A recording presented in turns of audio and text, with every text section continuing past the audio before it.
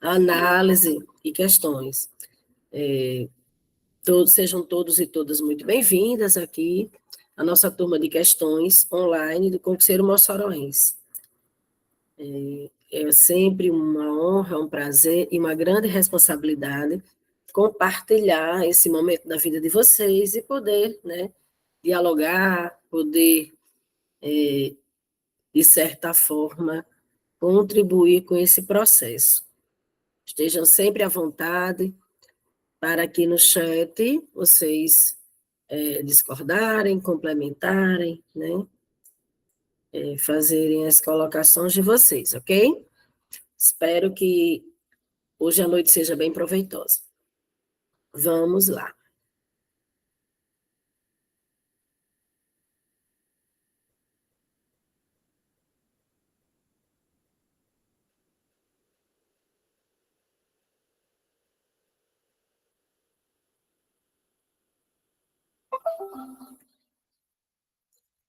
Sempre iniciamos com uma contribuição, né, epistemológica, uma contribuição prática, socioemocional, sobre esse processo, né, de concurso, de participar de certame.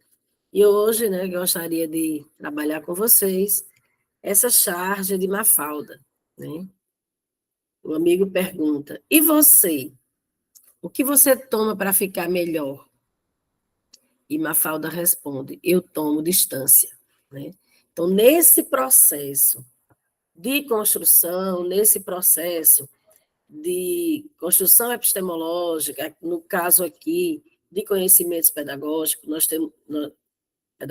nós temos diversas dimensões para analisar, inclusive a dimensão pessoal, né? Nas aulas sobre as inteligências múltiplas de Gardner, a gente sabe que é necessário, né, que existe a inteligência interpessoal, mas também a intrapessoal. Faz parte da inteligência intrapessoal, né, o autoconhecimento e o autocuidado. Nesse processo, o concurseiro precisa também se cuidar, se afastando, né, da procrastinação, das pessoas negativas, né, das pessoas que querem invisibilizar o seu esforço, o seu processo. Então, nesse caso, né, permaneçam confiantes no seu processo de estudo. O processo de estudo não deve massacrar você, ele deve lhe preencher, né? E devemos tomar distância dessas coisas que nos afastam do nosso objetivo, que é o quê? Uma vaga no concurso, né? Da Prefeitura de Mossoró e do Estado do RN, ok? Vamos lá para as nossas questões. Meu caloroso boa noite a todo mundo aqui. Segundo Vasconcelos, o currículo escolar deve corresponder ao encontro dos currículos dos diferentes sujeitos da prática educativa. Em especial, alternativa A, equipe diretiva e pais. Alternativa B, professores e alunos. Alternativa C, poder público e sociedade civil. Alternativa D, coordenadores e sindicatos. Ou alternativa E, partidos políticos e a equipe diretiva. Questão da Fundatec, bem recente. Né? Agora, lendo, penso que a gente terminou a aula passada com essa questão, mas vamos rememorar. Aqui, quem... Vamos lá?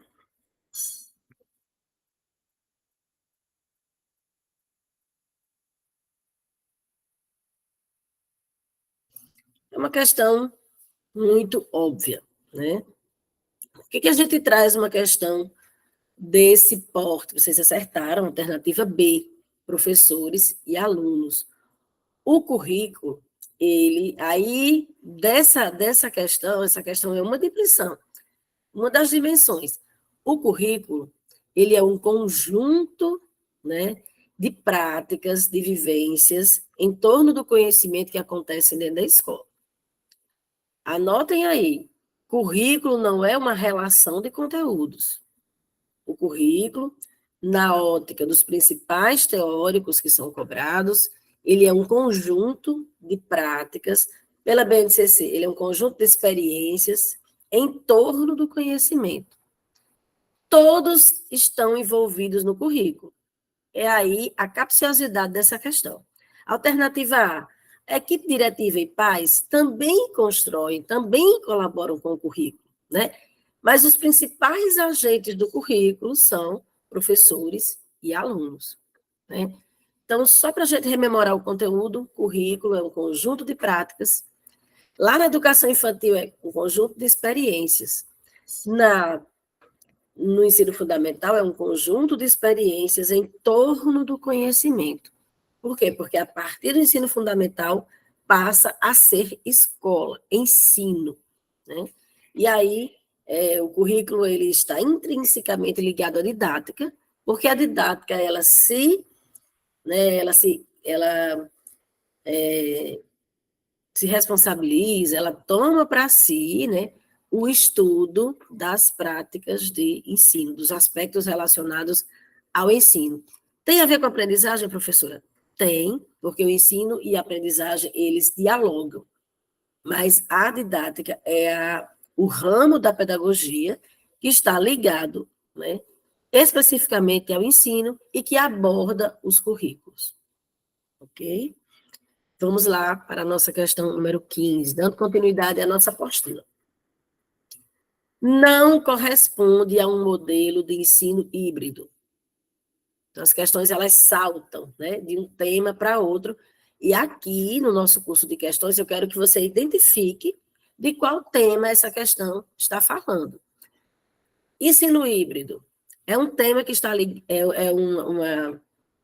uma categoria, um conceito que está ligado a qual tema estudado, né? A qual tema de conhecimentos pedagógicos. Alguém poderia colocar aqui? Ensino híbrido é uma o quê?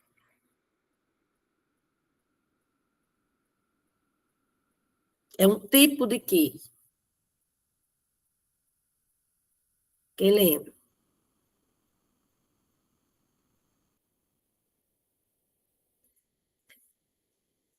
Metodologia ativa. Perfeito, Rafânia.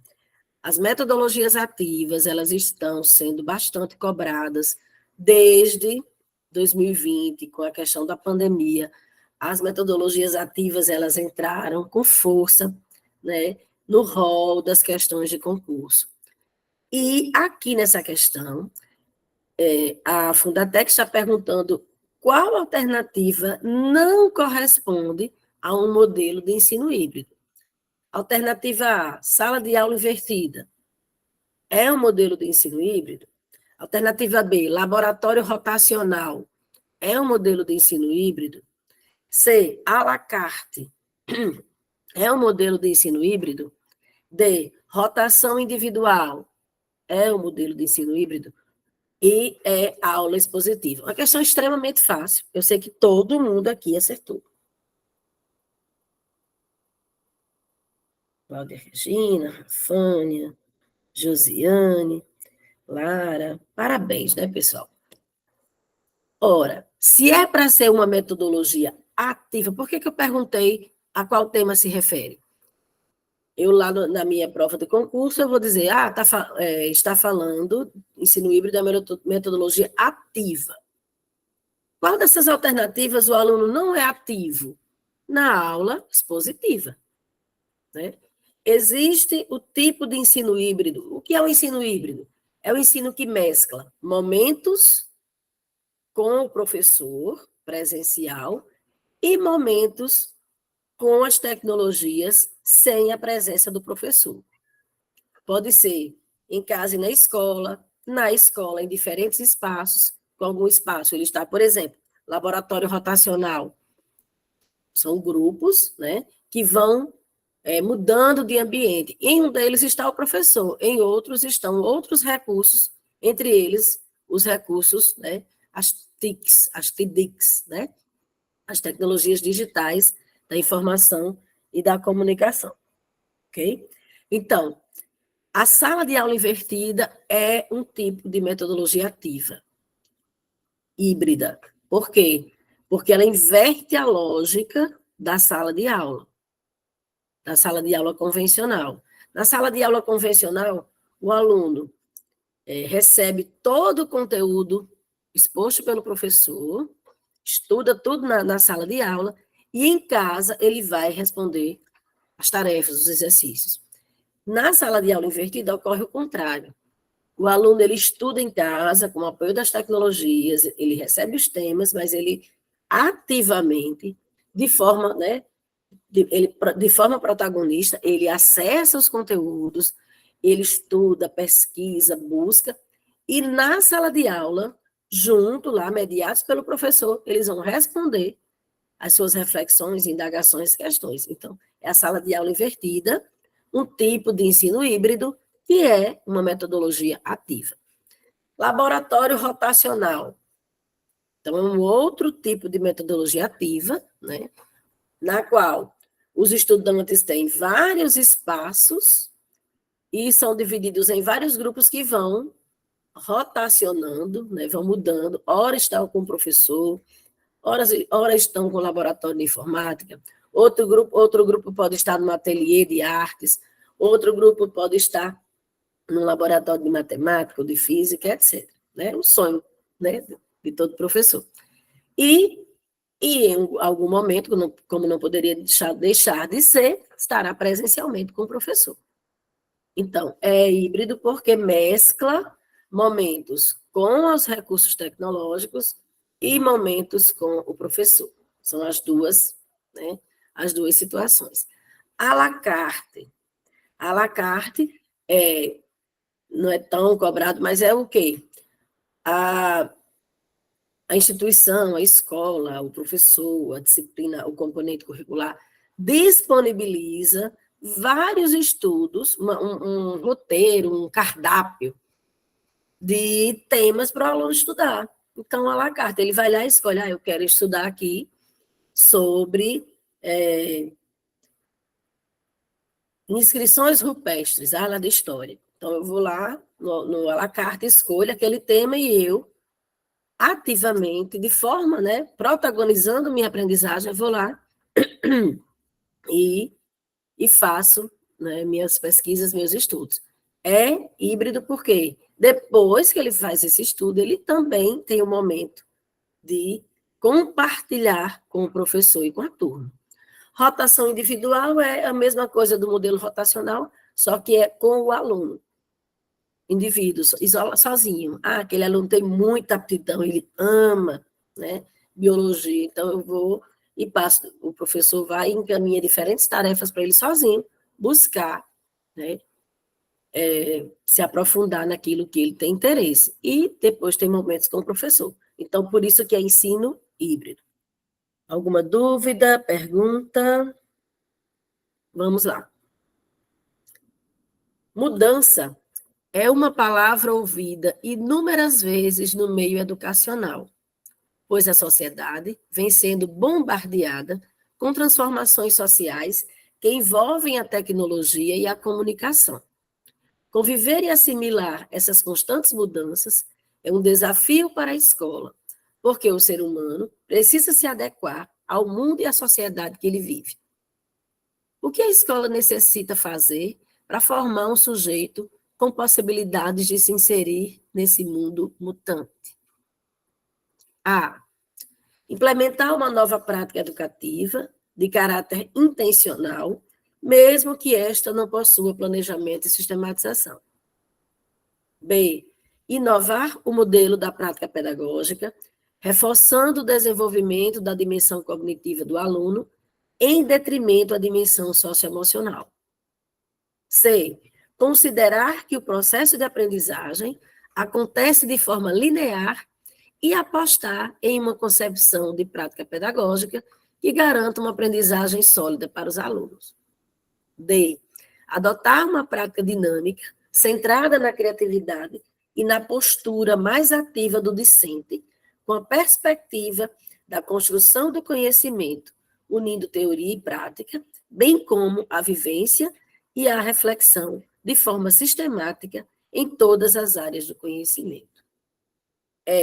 Reformular somente o conteúdo a ser desenvolvido nas diferentes áreas do conhecimento para motivar o aluno a contribuir para o desenvolvimento da sua aprendizagem. Uma questão longa, mas extremamente fácil, né? Vamos lá. Qual é a alternativa?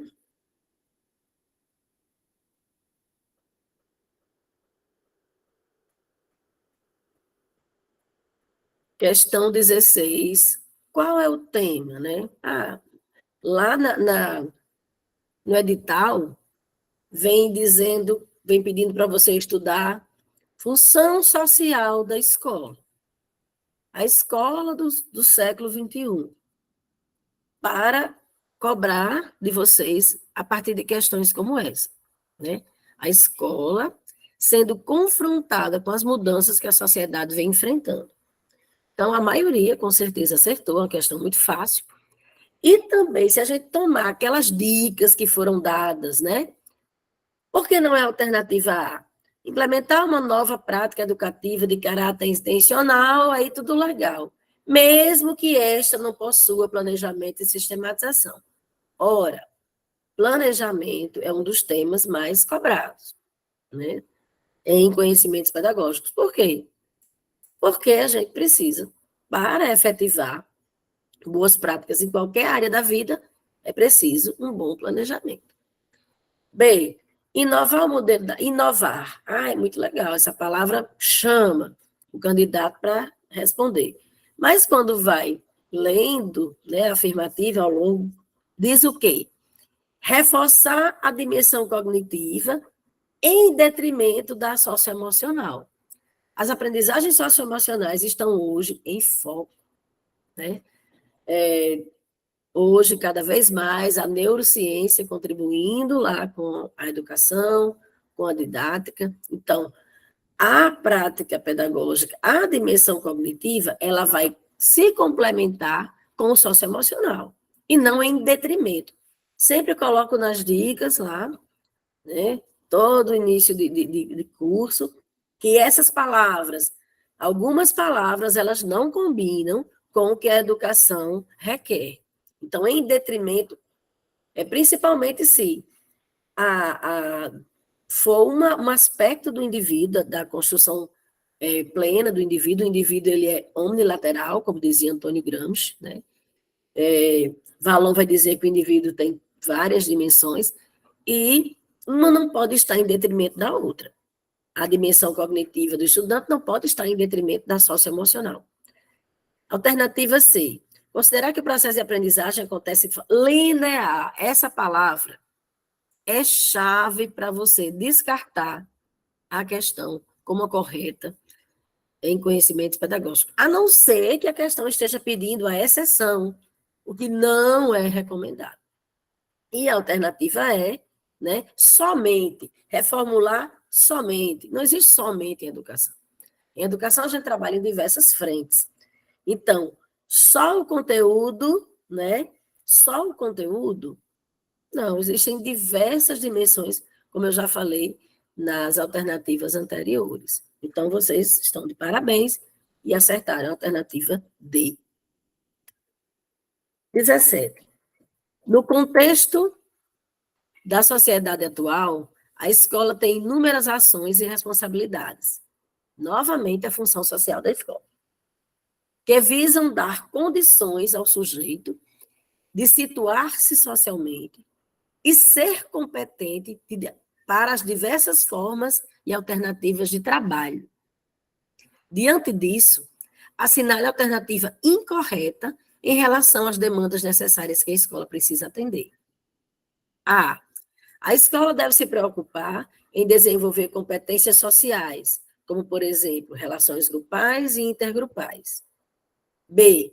A escola pode auxiliar o aluno no desenvolvimento de competências comunicativas que possibilitarão o diálogo e o consenso dentro de uma visão crítica. C. A prioridade é a educação de qualidade, ou seja, aquela em que a escola tem seu foco principal e único no desenvolvimento da capacidade cognitiva e no domínio do conhecimento por parte do aluno. D. A educação deve ser entendida como fator de realização da cidadania. A educação deve preparar o sujeito com capacidade para entender o mundo, seu país e sua realidade para transformá-los positivamente. Uma questão fácil, né? E difícil ao mesmo tempo. Por quê? Porque existem várias temáticas em todas as alternativas que elas são defendidas pela mídia, por muitos até de nossos colegas professores. Então, aqui eu estou percebendo que 2 pessoas foram de alternativa C. Questão 17. Mais alguém?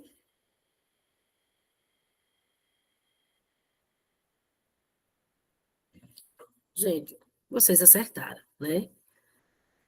A escola deve preocupar-se em desenvolver as competências. Se fosse a alternativa, pedindo a alternativa correta, essa alternativa A não está completa. Não são só as competências sociais, né?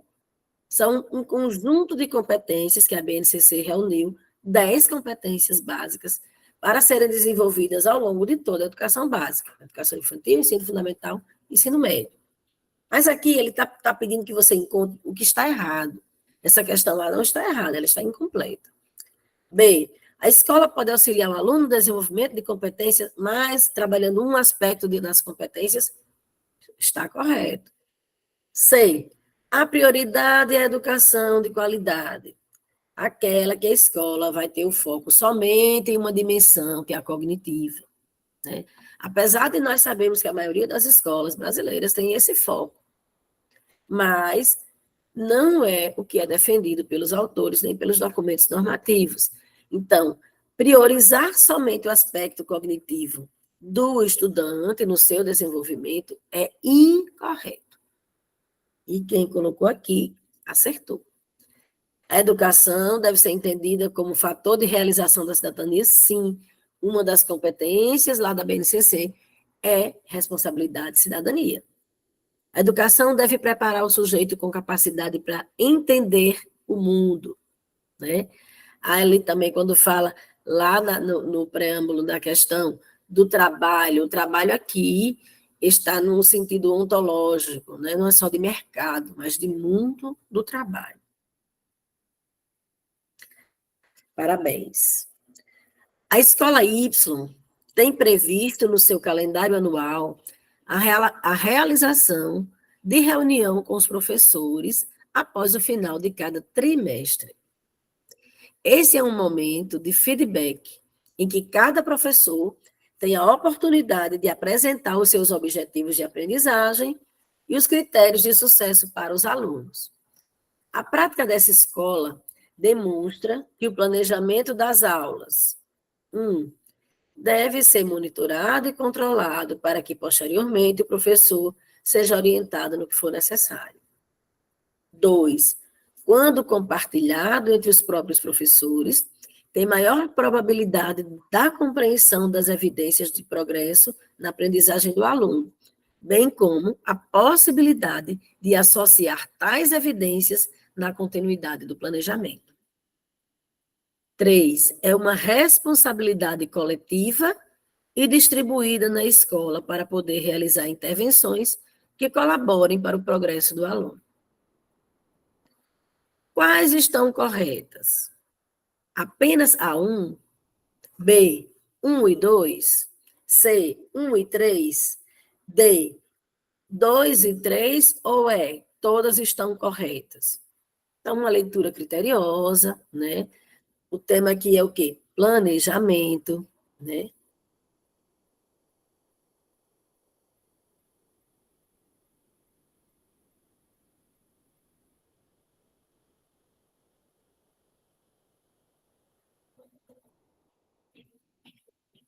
Vamos.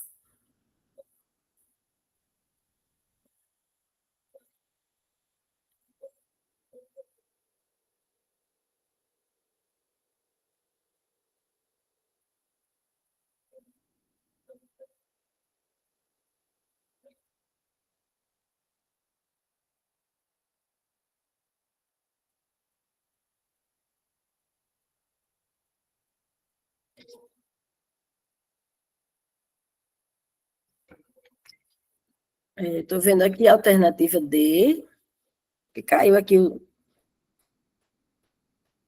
meu bate-papo aqui do celular. Rafaela foi de D. Mais alguém, pessoal? Que aqui reiniciou aqui o chat para mim. Alguém tem outra alternativa? Josiane, letra D. Então, a maioria está descartando a alternativa 1. É isso, a afirmativa 1. Vamos ver, pessoal? Será? Acertaram, né? Eu tenho uma preocupação com essa questão e quero orientar vocês que tomem cuidado com essa, às vezes, a palavra controle, né? Ela tem um aspecto positivo na educação, né? O controle no sentido de monitoramento. Mas aqui está monitorado e controlado. Então, o controlado está assumindo uma outra posição. E as alternativas 2 e 3 estão corretas, né? Por quê? Porque a 2 está falando da horizontalidade. Todos os outros professores estão compartilhando daquilo que os alunos estão aprendendo com seus colegas, né? Então, é aquela visão, né, coletiva que está no item 3. Parabéns, vocês acertaram. Mas eu gostaria de frisar aqui, em algumas questões, as bancas vão colocar a palavra controle no sentido de monitoramento, para que a gente rejeite, né, e erre a questão. Então, sempre, como eu coloquei na dica lá do iníciozinho da apostila de vocês, uma leitura criteriosa, se colocando no lugar, né, de quem elaborou a questão. Procurar o que ele está querendo de mim, né? Qual a dualidade que existe aqui, qual a possível armadilha, estou usando essa palavra porque nenhuma outra me ocorre no momento. Então, aqui, monitorado não estava num bom sentido, então deveria ser colocado como incorreta, mas em algumas situações, ter cuidado com essa questão do controle, que pode ser um controle benéfico, no sentido de ter, né, uma dimensão, ter uma visão monitorada da situação, mas nunca no sentido repressivo, né, no sentido de aquela supervisão rígida, né? Também a palavra rigidez também, às vezes, ela tem uma conotação. E, às vezes, quando Paulo Freire vai colocar rigor, ele não coloca o rigor como ele é usualmente colocado por aí, né? Um rigor mais de um cuidado excessivo, benéfico, né? Vamos lá. Acertaram. Questão 19. Dentre muitas histórias contadas por alguns professores sobre a avaliação da aprendizagem, um exemplo é o que segue. À medida que completamos o trabalho, seguidamente o interrompemos e refletimos sobre ele. Certo? A que resultados isso corresponde? Começamos a fazer conexões. O que foi bom? Se eu tivesse feito, teria sido muito melhor. Então, para Hargreaves, me desculpem a pronúncia, não conheço a pronúncia, esse depoimento, né, tem diversas falas cortadas de professores, mostra uma concepção de avaliação que a. altera a relação de poder e comunicação entre professor e aluno e valoriza a forma como os alunos conseguem acompanhar o progresso individual e do grupo como um todo. B. Coloca nas mãos dos alunos uma atribuição que é exclusiva do professor, avaliar o aluno. C. Cria um limitador para o julgamento final do professor em relação à classificação de cada aluno, quando o mesmo é envolvido a opinar no processo. D. Sobrepõe a questão técnica em relação à medição dos resultados e isso prejudica a aprendizagem do aluno como um todo. Interfere na relação professor-aluno, oportunizando sua deteriorização. Então, vai lá na prova, grifa as falas.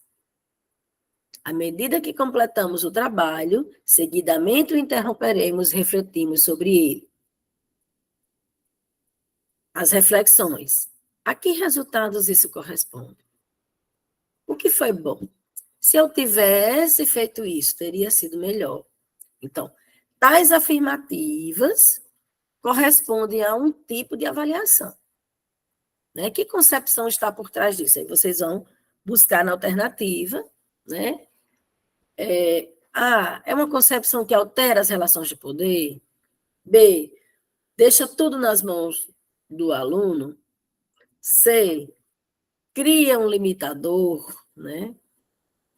Porque o aluno ele vai opinar, então está limitando. D, a questão técnica, né? Ela está acima da aprendizagem, então é uma interpretação profunda de cada alternativa. Vai interferir na relação professor-aluno? Né? Mas interferir aqui na letra E negativamente, deteriorando essa relação? O que é que vocês acham?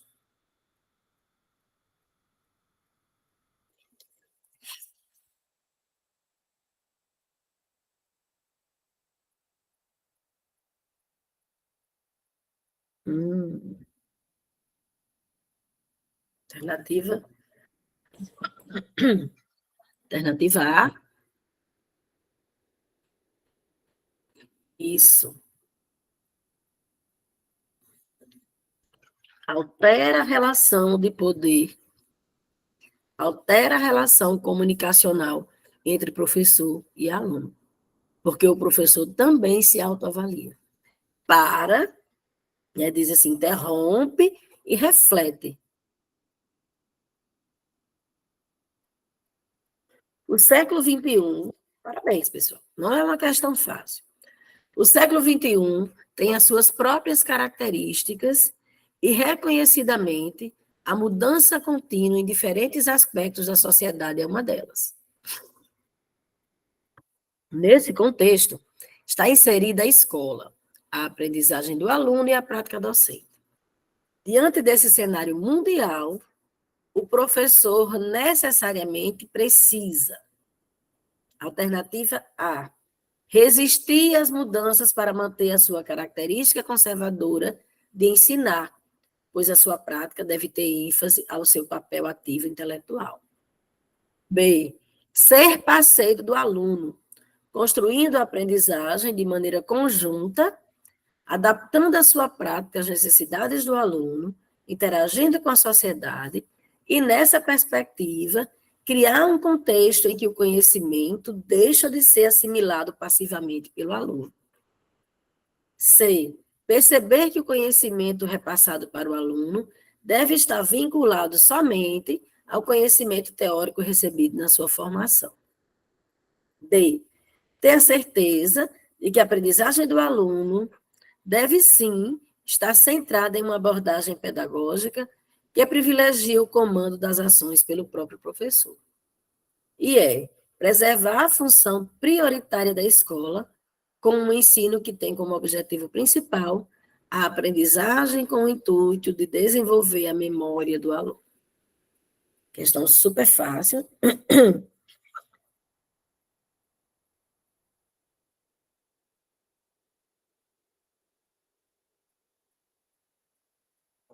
Aqui, como vocês bem colocaram, ser parceiro do aluno. Construir a aprendizagem, construtivismo. Adaptação da prática, né? Aí lá vem a questão da transposição didática, né? As necessidades do aluno, interagir com a sociedade, dialogar com a realidade, né? E criar um contexto em que o conhecimento não é passivo, né? Não é assimilado passivamente. Alternativa, resistir a mudanças, fora. Né? O conhecimento só ao que você recebeu na sua formação, você não vai ampliar, não. A aprendizagem deve ser centrada no comando pelo professor, não. Né? É uma relação horizontal. E preservar a função prioritária da escola com o ensino só na memória, na memorização, a famosa decoreba. Não, né? Alternativa B, corretíssimo, parabéns. O conceito de competência está se difundindo no ensino e pode se tornar tanto uma oportunidade como também uma contribuição para a melhoria da aprendizagem. Nesse sentido, é correto afirmar que a competência e os conhecimentos são antagônicos. B, as competências escolares devem englobar o âmbito social e nada mais. C, o termo competência indica muito mais o que uma pessoa possui de conhecimento do que o modo como ela atua em determinada situação real para realizar tarefas de forma excelente. D, a opção pelo ensino baseado em competências é uma aposta em um trabalho em que a prática prejudica o desenvolvimento dos conhecimentos. A competência consiste na intervenção eficaz dos diferentes âmbitos da vida, com ações que mobilizem ao mesmo tempo e de forma interrelacionada componentes atitudinais, procedimentais e conceituais. A, B, C, D ou E? O conceito de competência, ele veio com força, né? A partir de 2017, com a BNCC, né? A Base Nacional Comum Curricular, que traz o ensino a partir do desenvolvimento das competências. Tanto é que ela elege 10 competências básicas a serem desenvolvidas ao longo de todo o ensino, de toda a educação básica, aliás. Vocês estão colocando aí a letra E e, com certeza, acertando, né? Competência e conhecimentos não são antagônicos. Mas, segundo a BNCC, o conceito de competência é quando você competência é a capacidade de mobilizar o conhecimento que você adquiriu, que você aprendeu, em situações complexas do cotidiano. Questões simples demandam alguma habilidade, mas a competência, ela requer a resolução de situações complexas do dia a dia, que são, né, mobilizadas, são resolvidas a partir de quando você mobiliza aquilo que você aprendeu. Tanto aquilo que você aprendeu em forma de conceito, em forma de procedimento e em forma de atitude. Por isso que a competência ela é muito mais ampla, ela é muito mais complexa. Por quê? Porque você vai mobilizar conhecimentos de caráter conceitual, de caráter procedimental e também de caráter atitudinal. Então, a alternativa C está dizendo que ela indica muito mais, né, o conhecimento que ela tem retido do que como ela atua na sociedade. Não, né? Não é isso. A competência é quando você usa o conhecimento para agir socialmente, agir nas situações, né, socioculturais reais, no dia a dia. Letra D. A opção baseada em competências, né, é uma aposta que prejudica a aquisição de conhecimentos. De jeito nenhum. É que você valorize esse conhecimento, dando a ele o significado prático de resolução de situações complexas no dia a dia. Então, a alternativa vocês acertaram, completíssima. Consiste na intervenção eficaz, né, do sujeito, do aluno, nos diferentes âmbitos da vida, com ações que mobilizam, interrelacionando conceito, procedimento e atitude. Perfeito. Iniciando o seu trabalho, 22, em uma escola pública de educação básica, uma professora tem em mente desenvolver as suas ações com os alunos, permeadas por princípios de uma sociedade democrática, pois acredita que uma instituição escolar no século XXI tem bem clara essa visão. Porém, logo percebe, ao iniciar seu trabalho, que existe uma centralização de poder por parte da direção, que pode influenciar e prejudicar o trabalho pedagógico de cada professor, devido à falta de intenção e diálogo. Para um tipo de gestão descentralizadora, é necessário identificar alguns pressupostos. Quais sejam? 1.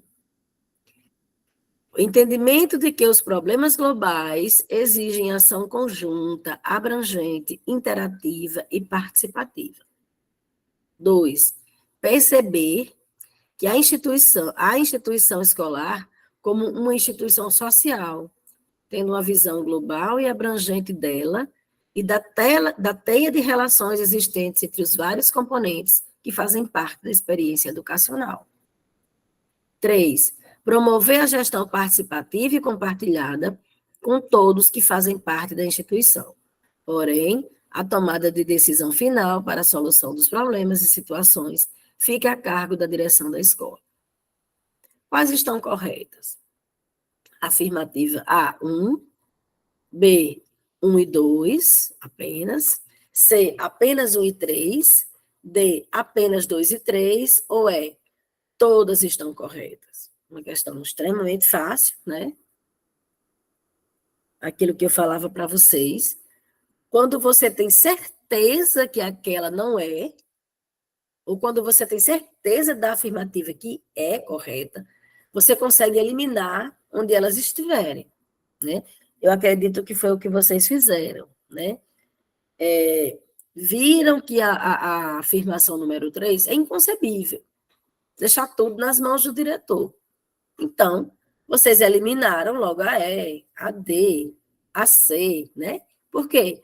Porque não é concebível que todas as decisões da escola se centralizem nas mãos da direção.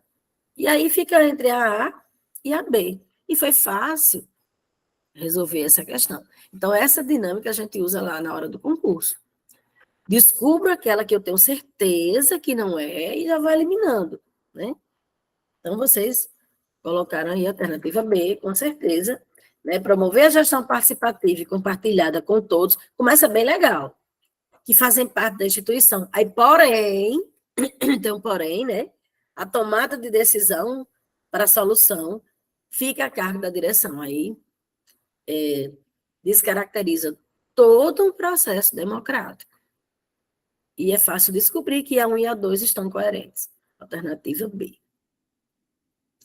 A existência humana acontece dentro de diferentes contextos e com movimentos constantes e integrados, em que se tramam e se processam as ações. Esse ser humano vive em um universo de relações sociais, onde desenvolve as suas condições de cidadania e atua como sujeitos coletivos. O que se espera é que a educação colabore para a concretização desses processos que fazem parte da vida social do ser humano e que o ensino possa se legitimar como um caráter mediador. Mas, para que isso ocorra, é necessário que a vida na escola se efetive através de A. Uma prática pedagógica que se expressa pelo caráter fragmentário, sem a necessidade da integração dos diferentes componentes curriculares. B. Uma concepção clara de que o fundamental no conhecimento é o produto, o resultado final. C. Ações planejadas em que o aluno vivencia a aprendizagem por meio de conteúdos estanques, originários de fontes isoladas entre si. D. Um projeto educacional que supere a fragmentação por meio de um conjunto articulado de propostas e planos de ação, com finalidades amparadas em valores e com uma convergência em torno de um sentido norteador, ou seja, articulações entre unidade e totalidade. Unidades e totalidade.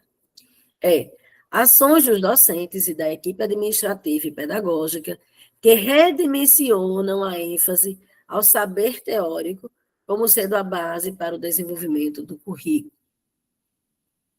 Então, uma questão fácil se o candidato fizer uma leitura criteriosa e tiver aquela dica que eu passei no início, um bom universo vocabular, né? Conhecer bem o sentido das palavras.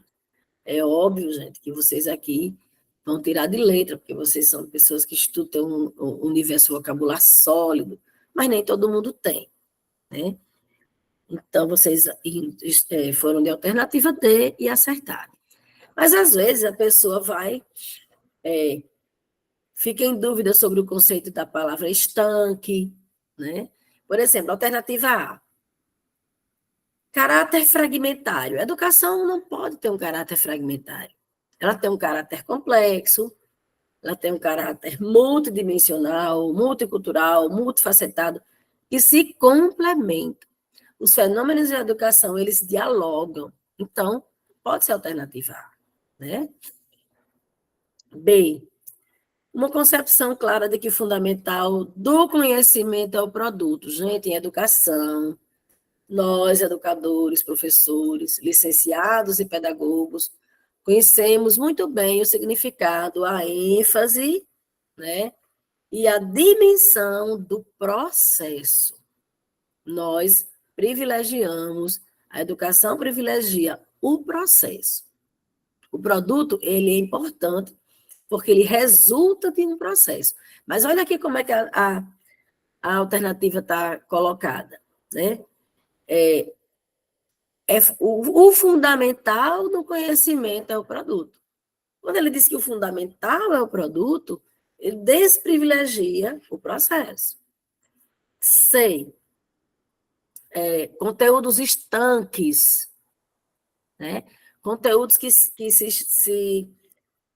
têm um fim em si mesmos, conteúdos que se bastam, né? Conteúdo que se bastam por si só, originários de fontes isoladas, essas palavras aí que não estão, não preenchem todo o arcabouço que a gente trabalha em conhecimentos pedagógicos. Estanques, isolados, todos os fenômenos em educação, eles dialogam entre si.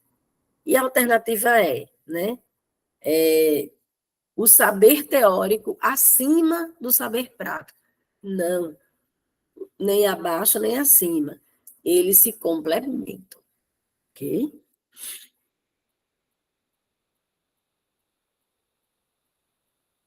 Vamos lá. O currículo não é organizado por componente curricular. Não tem a divisão por componente curricular. E sim por projetos temáticos que contêm todas as competências necessárias. As aulas expositivas também foram abolidas.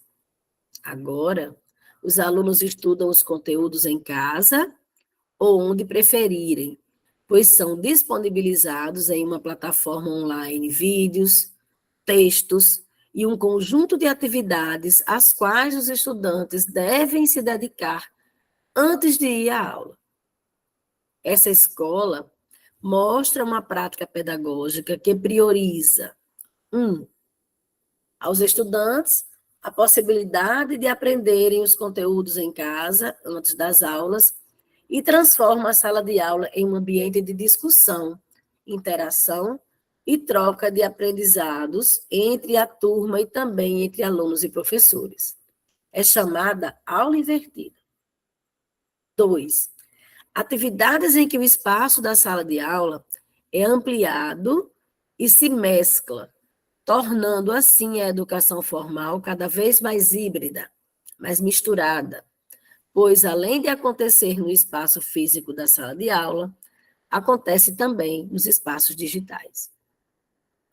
3.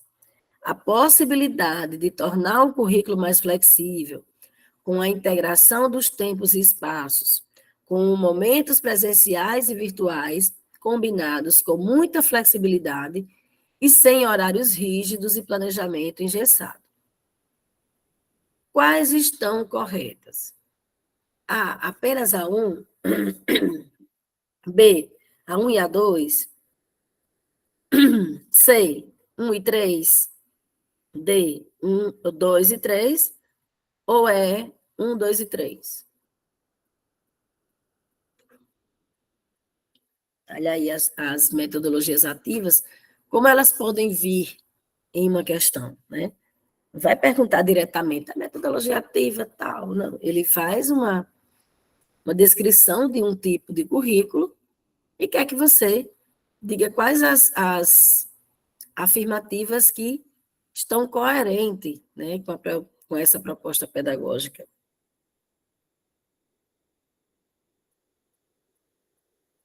Gente, 24, tem muitas pessoas indo de E, algumas de B. A B é a 1 e a 2, né? Por que não a 3? Vamos lá. Esse currículo ele trata do ensino híbrido, que eu já falei aqui hoje, né? É uma possibilidade de não esperar pelo professor para transmitir conhecimento, né? O professor precisa dizer o que você tem que aprender. Não, é uma possibilidade de aprender os conteúdos em casa, mesmo antes de chegar na escola, de ter autonomia para pesquisar, curiosidade intelectual, curiosidade investigativa, né? 2, o espaço de aula, de sala de aula, ele se amplia, vai até para dentro de casa, né? Atividades em que o espaço da sala de aula é ampliado e vai se mesclando, por isso, né, acontece de forma física, no corpo a corpo, e de forma virtual. E a 3, que algumas pessoas ficaram em dúvida, a possibilidade de tornar o currículo mais flexível. Por quê? Porque o aluno vai linkando, ele traz um assunto que ninguém pensou, traz para a sala de aula e flexibiliza aquele estudo, amplia, né? Põe em xeque, refuta, duvida, questiona, né? Corrobora. Então, flexibiliza, integrando tempos e espaços, com momentos presenciais e virtuais, sem horários rígidos, porque na casa dele ele pode estudar deitado, ele pode estudar de noite, ele pode estudar de madrugada, flexibiliza tempos e espaços. E os horários não são rígidos, só no momento presencial, mas no momento virtual ele pode estudar, não tem tempo e hora certa para aprender, a gente aprende a qualquer momento. E um planejamento, né, sem horários e sem planejamento engessado. E as informações e as aprendizagens elas vão tomando rumos por muitas vezes inesperados. Falo inesperado de forma positiva. Fiquei em dúvida porque não tinha sala de aula invertida, tinha aula invertida. Pois é, mas não destoa da essência, né? É importante você ter colocado isso, né? Ia gerar uma dúvida, sim. É a chamada aula invertida, ou sala de aula invertida, né? Nem sempre eles vão colocar ao pé da letra. Entendo demais a sua dúvida, né? Mas se ele não está, se a afirmativa não está brigando com o conceito, não descaracteriza o que é a sala de aula invertida, eu apostaria em dizer que é correto. Mas eu entendo sim a sua preocupação. E ela é totalmente legítima, porque o conceito é sala de aula invertida, né? Mas como aqui, Rafânia, ele não está. Quando fala isso, tudo que foi dito antes de chamar de aula invertida, não briga, não destoa do conceito real de sala de aula invertida, é bom apostar que está correto, né? Isso vai acontecer, por exemplo, lá nas tendências pedagógicas, né? Eles podem colocar só pedagogia progressivista, não colocar renovada, progressivista, mas vai estar correto dependendo da construção, né? Às vezes coloca só pedagogia renovada ou pedagogia progressivista, né? Para testar se o candidato compreende o que está, né, fundamentando aquele conceito. Mas, geralmente, gera dúvida mesmo. A zona de desenvolvimento proximal, questão 25, remete deste modo para a pertinência da estimulação da aprendizagem, com base em tarefas que promovam o desenvolvimento, constituindo-se no modo como o indivíduo adquire progressivamente controle e responsabilidade individual pela resolução de problemas. Aí tem controle, né? Controle. Olha só como eu falei anteriormente. Às vezes a palavra controle ela não vem com a tarja negativa. Aqui, o indivíduo adquire progressivamente controle e responsabilidade individual pela resolução de problemas. Viram aí, como aquilo que eu falei anteriormente? Brigue com a palavra no contexto, né? O que é que você está querendo me dizer? Assim, o processo de desenvolvimento implica que o indivíduo seja orientado e guiado, aprendendo através da observação e interação com outros mais experientes na resolução de atividades adequadas à sua zona de desenvolvimento proximal, num processo que se torna progressivamente interiorizado e autorregulado. O conceito de ZDP é corretamente atribuído ao seguinte teórico. A. Tudo isso que foi dito sobre ZDP, que é a famosa Zona de Desenvolvimento Proximal. Está falando de quem? A. Jean Piaget. B. Maria Montessori. C. Paulo Freire. D. Lev Vygotsky. Ou é Henri Paul Vallon? Né? Então, está falando de quem? Piaget, Montessori, Freire, Vygotsky ou Vallon? Questão facílima para quem estudou, né? Para quem conhece, diferencia os autores. Mas essa questão é importantíssima para a gente ver o peso que a palavra ganha num contexto. Aqui a palavra controle foi totalmente suavizada. Lá na outra questão, ela pegou um aspecto negativo.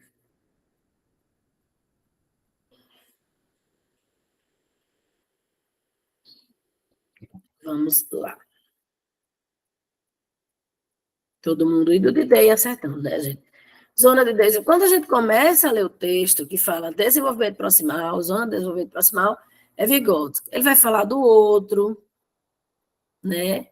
Ele fala nos mais experientes. Todos esses termos estão muito ligados às descrições teóricas relacionadas a Vygotsky, né? Muito do social, o outro, cultura, ZDP, todos esses termos estão relacionados a Vygotsky.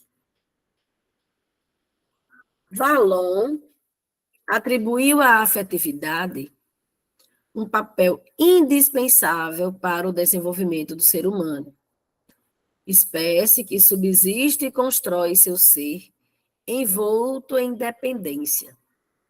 O desenvolvimento para ele só se torna possível por meio da integração das 3 dimensões psíquicas. São elas: física, emocional e psicológica. B. Motora, afetiva e psicológica. C. Física, afetiva e cognitiva. D. Motora, afetiva e cognitiva. Ou é motora, emocional e psicológica. Então, se tratando de Vallon,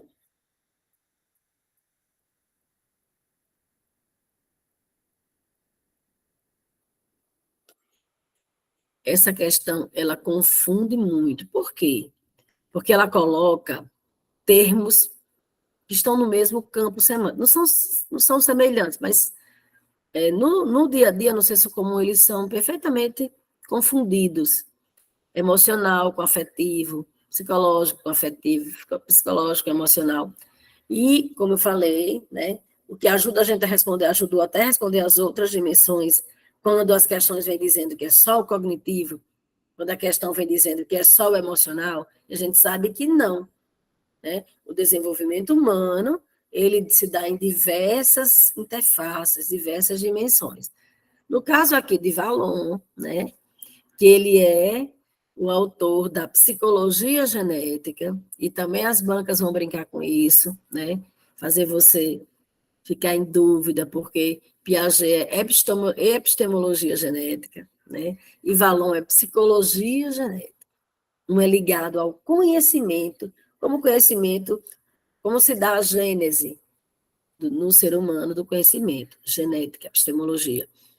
E Valon é a psicologia genética, como geneticamente o corpo é afetado pelas emoções, pelas questões psicológicas, né? E aí, Valon vai dizer que tem 3 dimensões. E vocês, com certeza, acertaram, né? Mas lá na hora é uma questão extremamente difícil. Valon vai dizer que é motora, né? Na verdade, todos os gráficos, os livros vão dizer assim: cognitivo, afetivo e motor. Cognitivo, afetivo e psicomotor, quando fala de valor. Aqui está numa ordem, que realmente não existe essa ordem, mas como vem normalmente. Motor pode muito bem se confundir com físico, mas vocês não confundiram, né? É afetiva e cognitiva. Tanto é que Valon, assim como Piaget, eles instituiu os estágios. Piaget, 4 estágios, né? E Valon, 5 estágios. E todos têm sensório motor. Piaget, sensório motor, e Valon tem um estágio que é sensório, motor e projetivo. Então, para vocês verem a ênfase que ele dá à questão motora. Motor, afetivo e cognitivo. Aí, gente, na hora de qualquer questão sobre Valon, se na alternativa não fala de afetividade, porque Valon ele é o teórico da afetividade. O principal conceito em Henri Valon é afetividade. Então, a A não tem afetividade, não tem a dimensão afetiva. A E não tem a dimensão afetiva. Então, a pessoa fica entre a B, a C e a D, né? Aí a D tem a motora, né? Mas a B não tem a cognitiva, então é motora, afetiva e cognitiva. Vamos lá. A teoria do desenvolvimento cognitivo de Jean Piaget defende que todo indivíduo, em sua infância, vivencia 4 estágios diferentes de desenvolvimento mental: sensório motor, pré-operatório, operacional concreto e operacional formal. Ah, professora, quando a gente estudou era operatório concreto e operatório formal. Já falei isso em alguma questão aí anterior. Não vão nem sempre colocar ao pé da letra, mas você precisa entender o sentido da questão. Quanto ao estágio operacional concreto, é correto afirmar que A. Durante esse estágio, as crianças aprendem sobre o mundo por meio dos seus sentidos e da manipulação de objetos. A principal conquista durante este estágio é a permanência do objeto, ou seja, saber que um objeto ainda existe, mesmo que você não possa vê-lo. B. O pensamento nessa fase ainda é egocêntrico, perdão. Desse modo, a criança tem dificuldade em ver o ponto de vista dos outros. C. Marca o início do pensamento lógico ou operacional. Isso significa que a criança pode resolver as coisas internamente em sua cabeça, em vez de apenas fisicamente. D. Começa aproximadamente aos 11 anos e dura até a idade adulta. Durante esse estágio, as crianças são capazes de usar a lógica para resolver problemas, planejar seu futuro e ver o mundo ao seu redor. Durante esse estágio, as crianças desenvolvem a imaginação e a memória. Elas também são capazes de entender a ideia de passado e futuro e interpretar as coisas simbolicamente. Eita, questão não muito fácil, mas também para quem estudou dá para responder com segurança. Sara indo de C, Fernanda de C. Gente, esse exercício é fundamental. Já imaginou ter contato com questões dessa natureza pela primeira vez só lá na prova do concurso, né? Vamos lá.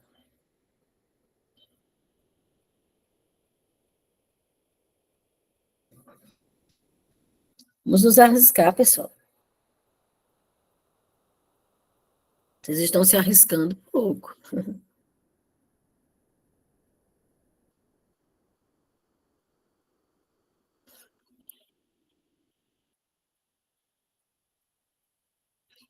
Bom, acertaram, né, pessoal? Nós temos, Piaget vai designar 4 estágios. Sensório, motor, né? É mais privilegiado, né, os movimentos espontâneos, pelos sentidos, né? Visão, olfato, paladar, pelas sensações internas, né, as questões fisiológicas. Sensório, motor. O segundo estágio é o pré-operatório. Então, é anterior, né, à operacionalização dos conceitos, dos sentidos lógicos, matemáticos, espaciais, etc. É um pré-operatório. É o mundo próprio da criança, é um mundo onde as relações são muito particulares, é um pensamento próprio da criança. Aí, no operatório concreto, não estão desenvolvidas todas as questões formais, simbólicas, subliminares, não. É o início do pensamento lógico, marca o início do pensamento lógico operacional, né? Ali, durante a alternativa A está falando do sensório motor. As crianças aprendem sobre o mundo pelos sentidos e movimentando, pegando nos objetos. A B, o pensamento ainda é egocêntrico e a criança não percebe o ponto de vista do outro, está lá no pré-operatório. A D, começa aos 11 anos, né? É o operatório formal, planejar o futuro, tem um pensamento lógico formado para resolver questões. A E também, né? As crianças têm memória, as crianças têm uma visão simbólica das coisas, aí já está no formal. E a C, com certeza, vocês acertaram, é o início do desenvolvimento lógico, né? Onde a criança já começa a conceituar as coisas, né? Muito mais do concreto, mas ela já começa, aí é que está a dificuldade de resolver essa questão. Muitos alunos vão me dizer, professora, mas aqui ele não está falando que ele pode substituir o objeto por um pensamento, mas não numa dimensão formal, abstrata. Ele consegue entender que tem uma coisa lá na casa dele que ele pode lançar mão da memória e falar sobre ele. Mas não é de forma abstrata. Ele precisa ter tido contato com o concreto para poder, né, fazer essa substituição. Não é uma questão muito fácil, mas é uma questão muito possível de acerto para quem estudou direitinho Piaget. A pessoa colocou. Da Luz colocou. Não, quem foi? Lucivânia. Eu iria de A. Bom, a não tem condição. Por quê? Né? Sensório motor. Sensório é o primeiro do SPU. A colega colocou aqui, né, da Luz. O S do SPU, sentidos, é o primeiro estágio. É pelo cheiro, é pelo o calor da pele, né, que é o tato, é pela fome, então é pelos sentidos. Não há um pensamento lógico, né? Há uma reação aos sentidos e aos aspectos fisiológicos. Por isso que não é a A, né? As crianças aprendem sobre o mundo por meio dos seus sentidos. Visão, audição, olfato, tato, paladar, essas questões fisiológicas. E como ela vai pegando o objeto. Ela derruba o objeto e sai um som engraçado, e ela ri. E ela vai repetir, derrubar. Não sei quantas vezes ela não vai cansar, porque ela não retém aquela informação. No caso aqui da letra C, está dizendo sim. A criança pode resolver coisas na sua cabeça. A mãe está embaixo do lençol. A mãe não some quando ela põe o lençol, ela fica embaixo, né?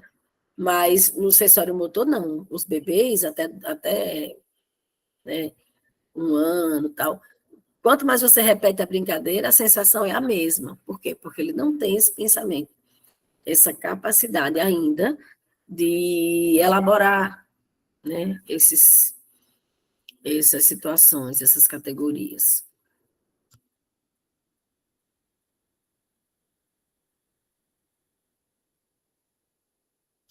A colega colocou, tenho que revisar muito Piaget, Vygotsky e Vallon. Cronograma de estudo.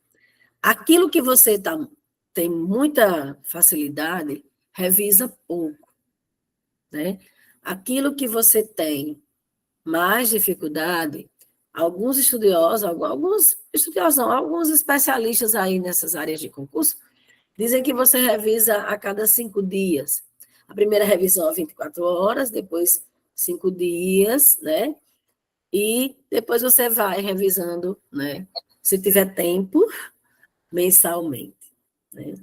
Mas Piaget, Vygotsky e Vallon são muito cobrados e eles gostam de misturar os autores da mesma questão, pegando naqueles pontos semelhantes. Nos cursos, né, a gente faz no curso que não, nas aulas que não são só questões, a gente faz as tabelas, né, o que aproxima mais cada autor. Isso vocês também conseguem fazer muito bem. Eu estou captando aqui, pelo menos das pessoas que estão se arriscando, né? Estão respondendo aqui, que têm o conhecimento, sim. Uma revisão suficiente para rememorar esses pontos. É porque são complexos mesmo, são estudos muito profundos, né? Vamos lá. BNCC. Segundo a Base Nacional Comum Curricular, aqui não diz, mas né? Ao longo da educação básica, as aprendizagens essenciais definidas na BNCC devem concorrer para assegurar aos estudantes o desenvolvimento de 10 competências gerais, que consubstanciam, no âmbito pedagógico, os direitos de aprendizagem e desenvolvimento.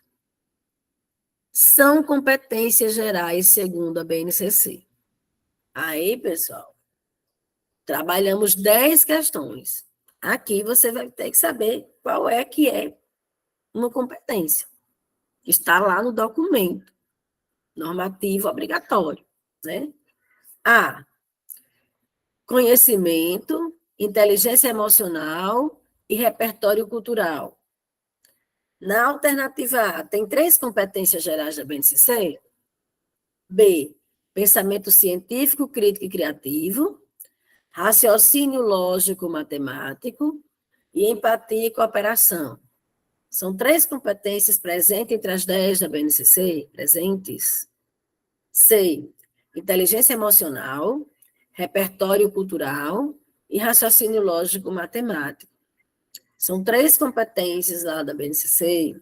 D, conhecimento, pensamento científico, crítico e criativo e repertório cultural.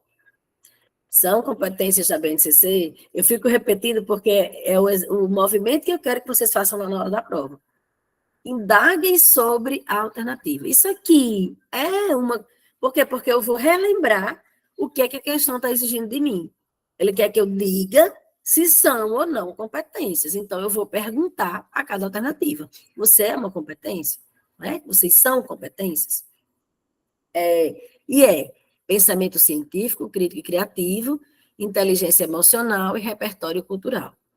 Aqui, pessoal, tem que ter estudado as 10 competências. Porque todos os termos que tem aqui são termos que estão no discurso educacional atual. Mas quais deles são competências prescritas no documento oficial da BNCC? 28. A, B, C ou D?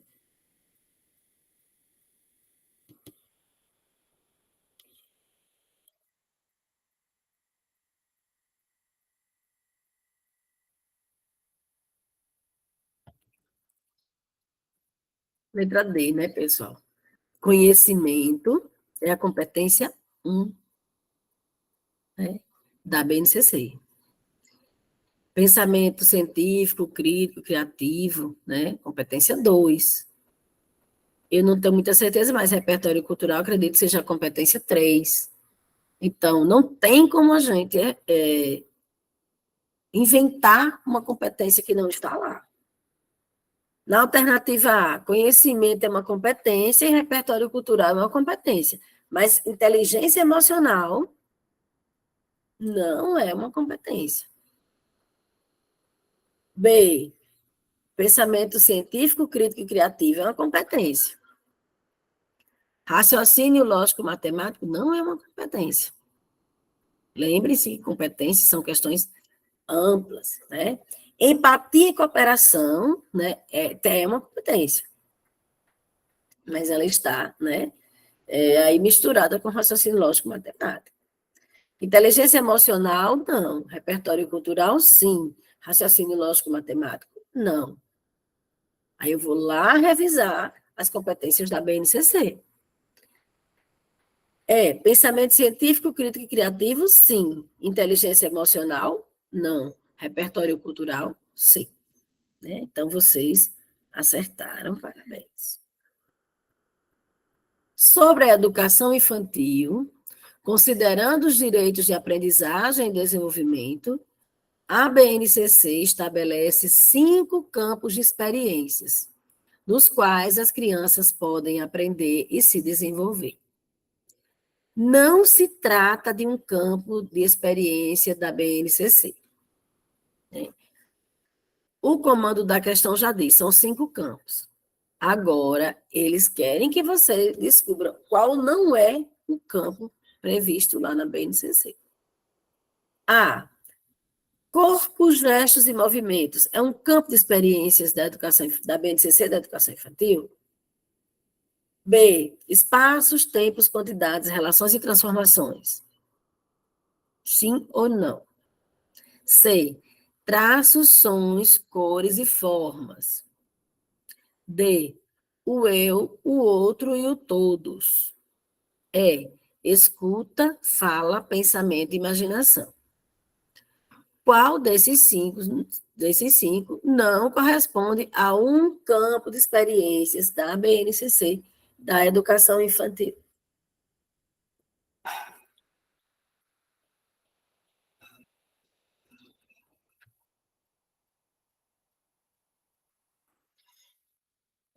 Todo mundo indo de D e acertando, mas agora eu quero que vocês escrevam aí. Aqui está dizendo o eu, o outro e o todos, está errado. Então, qual seria o quinto, um dos campos de experiência aí que está faltando? Ah, o correto é o eu, o outro e o nós. Perfeito, gente. O eu, o outro e o nós, corpo, gestos e movimentos, escuta, fala, pensamento e imaginação, traços, sons, cores e formas, e espaço, tempo, quantidades, relações e transformações. São os 5 campos de experiências da BNCC da Educação Infantil.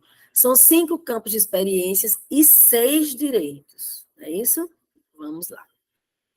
Na BNCC, o ensino fundamental está organizado em 5 áreas do conhecimento. São elas: A. Língua portuguesa, matemática, ciências biológicas. Perdão. Meu Deus.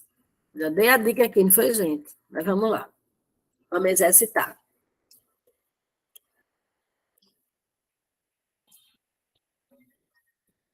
Na BNCC, o ensino fundamental está organizado em 5 áreas, né? Área é diferente de componente. A área é o campo macro e o componente, né, são as antigas disciplinas. A área não é a mesma coisa que componente. Vamos lá.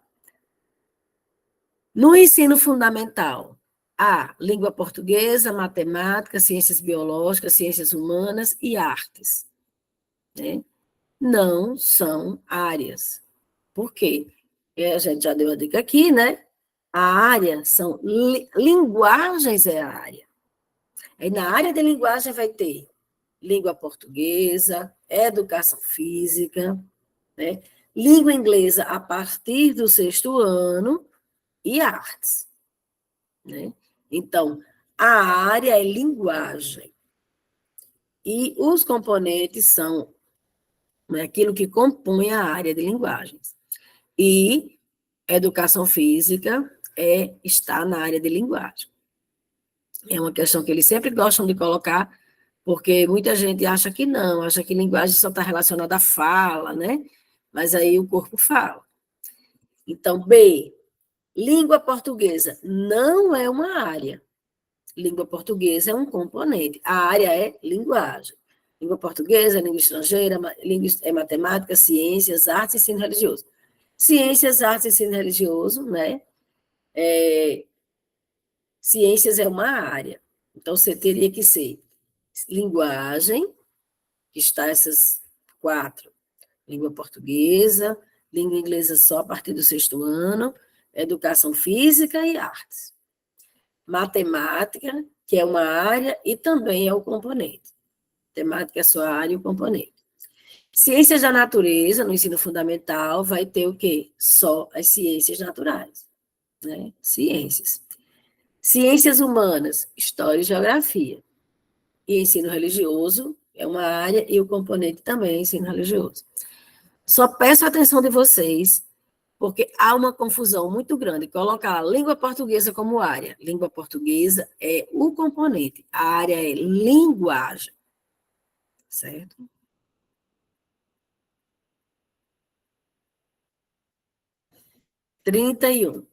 A BNCC aponta para o fato de que a educação infantil é a primeira etapa da educação básica. Na maioria das vezes, a primeira separação das crianças dos seus vínculos afetivos familiares para se incorporarem em uma situação de socialização estruturada. Dessa forma, considerando essas conexões afetivas, é importante compreender a concepção que vincula 2 dimensões, né, como algo indissociável ao processo educativo. Preencheriam essas lacunas com as palavras. A, os termos, né, aliás. A, vincula o aprender e o brincar. B, as interações e as brincadeiras. C, os direitos de aprendizagem e desenvolvimento. D, o educar e o cuidar. E, o conviver e o conhecer-se. A, B, C, D ou E. Questão difícil. Vocês vão já saber por quê. 31. Vocês estão indo de D e alguém foi de B, né? Bom, nas conexões afetivas, né? Nas conexões afetivas, é importante vincular na educação infantil o educar e o cuidar. Isso foi dito no RCNEI, que é o referencial curricular, o PCN da educação infantil, lá nos anos 2000. Isso é dito nas diretrizes curriculares nacionais para a educação infantil e também é dito na BNCC. Só que o que gerou a confusão aqui, a colega se confundiu, não foi à toa, porque os eixos estruturantes pela BNCC na educação infantil interações e brincadeiras. São eixos estruturantes, rabisquem aí. Né? Não são conexões afetivas somente. São eixos que estruturam todo o currículo da educação infantil. Interações e brincadeiras. As conexões afetivas que devem permanecer vinculadas é o cuidar e o educar. Né? Então, porque se educa cuidando e se cuida educando. Ok? Questão 31. Então, algumas pessoas colocaram B, porque estavam com o pensamento, né? Porque estudaram a BNCC, e 2 pontos importantes são as conexões e as brincadeiras. Só que esses 2 pontos, eles correspondem aos eixos estruturantes. Eles têm nomenclaturas específicas. Eixos estruturantes da BNCC da educação infantil, interações e brincadeiras. Rabisquem aí na frente. Mas as dimensões afetivas que eles estão falando, sobre a separação, né? A primeira, olhe, leiam todo o comando da questão. Né? A primeira vez que a criança sai de casa para ficar num ambiente estruturado por 4 horas, sem a presença da mãe ou da avó, de quem cuida. Então, por isso, alguém na instituição da educação infantil vai cuidar também, não vai só educar. Porque a criança não tem autonomia corporal. No caso aí, é o educar e cuidar. Mas eixos estruturantes, se estivesse falando de eixos estruturantes, seria a letra B, interações e brincadeiras, certo? Vamos lá. A transição da educação infantil para o ensino fundamental precisa garantir à criança integração e continuidade dos processos de aprendizagem, respeitando suas singularidades e as diferenças. Suas singularidades e as diferenças, eu acho. Para isso, contribuem para a compreensão da vida escolar de cada aluno, segundo a BNCC. A observação baseada no comportamento do aluno, ainda nas primeiras semanas do seu ingresso no ensino fundamental. B. As informações contidas em relatórios, portfólios ou outros registros que evidenciem os processos vivenciados pelas crianças ao longo de sua trajetória na educação infantil. C. Análise de desenhos livres e relatórios de vivências realizados pelos alunos já no ambiente do primeiro ano escolar. D. Conversas informais com familiares sobre o desempenho escolar do aluno nos anos de educação infantil. E. A formação do educador, bem como sua experiência quanto à sua atuação em sala de aula. Questão 32, né? Fala desse processo de transição. A BNCC dedica um espaço no documento para falar dessa transição, de que o aluno, de que a criança, que não é aluno ainda, sai da educação infantil e vai para o ensino fundamental. Né? Eu costumo brincar nas minhas aulas de ter ouvido alguém, segundo a lenda, dizer assim, olha, aqui não é mais a creche, não. Agora vocês vão estudar, né? Então, a ruptura, né? E o documento da BNCC, ele vai falar que não. É importante esse processo, né? Essa compreensão, e ela pode ser feita, né? Para que garanta, deve acontecer o quê? Aí, a maioria de vocês está dizendo que os professores do ensino fundamental devem basear-se nas informações contidas nos relatórios, portfólios ou outros registros que os alunos tragam, né, da sua trajetória lá na educação infantil. Ah, professora, mas não acontece assim, não. Né? Bom, lá no início das aulas a gente fala, a prova do concurso ela vai se basear no que deve ser, no que é feito, nos ranços, nas práticas arraigadas, nos retrocessos, nas teimosias. Aí a gente não vai discutir isso na prova do concurso, a não ser que seja o tema da questão. Né? Mas, segundo o documento, a criança vem da educação infantil com todos os seus registros, para que o professor, de posse dessas informações, como diz aí na letra B, as informações contidas nesses registros diversos vão subsidiar o trabalho lá no ensino fundamental. Né? Vocês acertaram. Aí não é por quê? Só no comportamento que ele apresentou no início do ano, chegou lá no primeiro ano, eu vou observar essa primeira semana. E o processo que ele vem do desenvolvimento dele, desde que ele entrou lá na instituição de educação infantil, não conta, né? Aí a letra C, análise de desenhos, já quando ele está no ensino fundamental.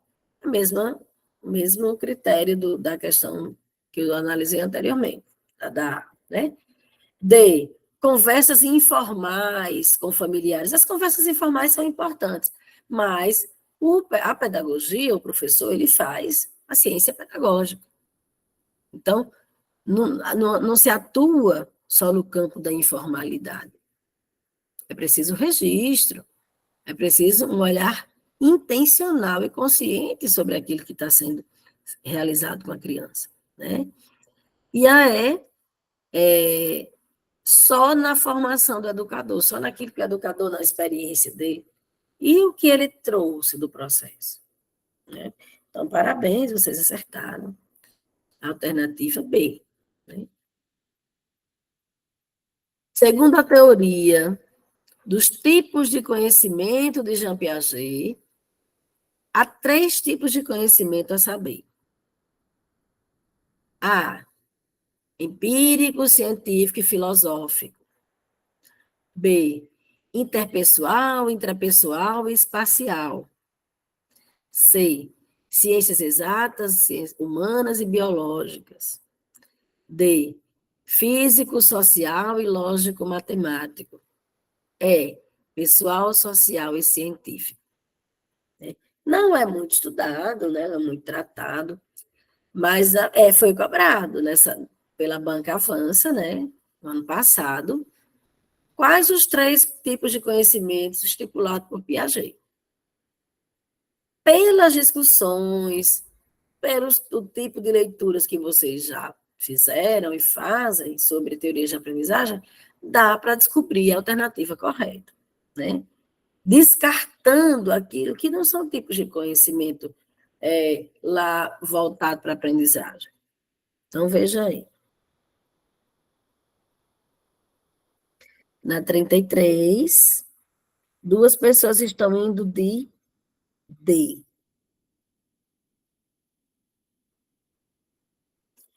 E acertando, né, pessoal?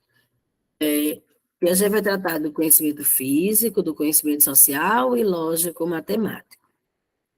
É saber interpessoal, intrapessoal e espacial são as inteligências, umas das inteligências múltiplas de Gardner, né?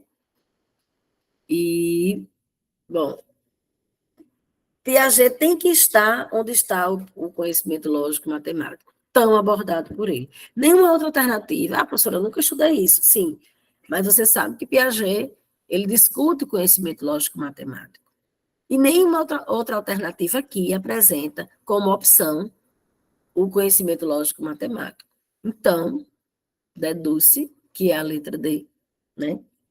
Conhecimento físico, conhecimento social e conhecimento lógico-matemático.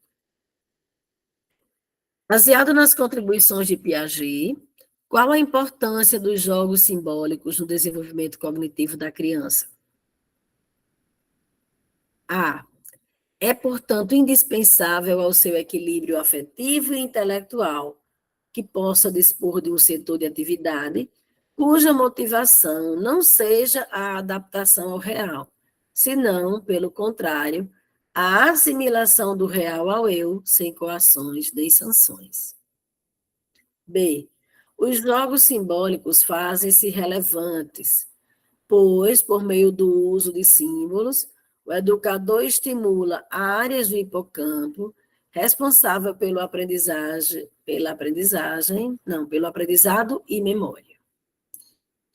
C. Além de mostrar que as restrições podem representar desafios divertidos, os jogos simbólicos em educação desenvolvem questões importantes, como a adequação a limites, a cooperação e a competição. D. Os jogos simbólicos são práticas que geram um ambiente de coletividade e ajuda entre os participantes. Seus objetivos focam na resolução de tarefas e desafios com a participação de todos. E. Os jogos simbólicos são aquelas atividades que trabalham um ou mais dos sentidos, tato, audição, visão, paladar e olfato. Permite estimular a imaginação, desenvolver habilidades, interagir com o entorno e canalizar a frustração.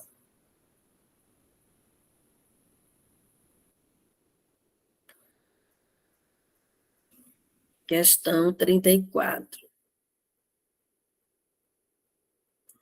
Tem A, Tem D.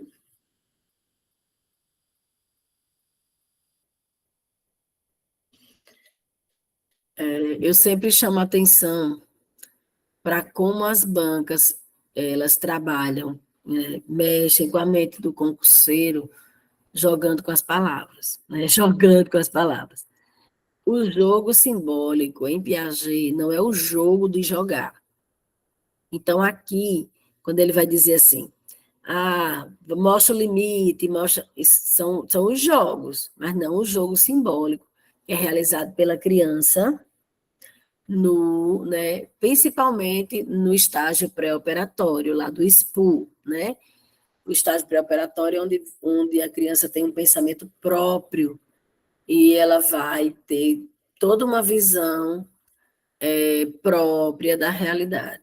Então, para quem colocou aqui, né, a alternativa A acertou, né?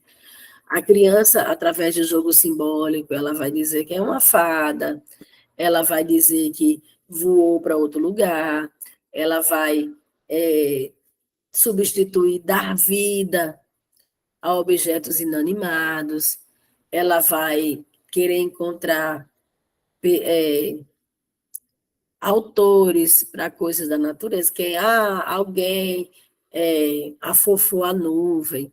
Então, é indispensável para que ela levante hipóteses sobre o mundo, mesmo que essas hipóteses sejam fantásticas, né? Ela vai se adaptar, não vai se ajustar de forma forçada ao real, né? Ela vai assimilar o real do jeito dela. Então, olhe como está construída a alternativa.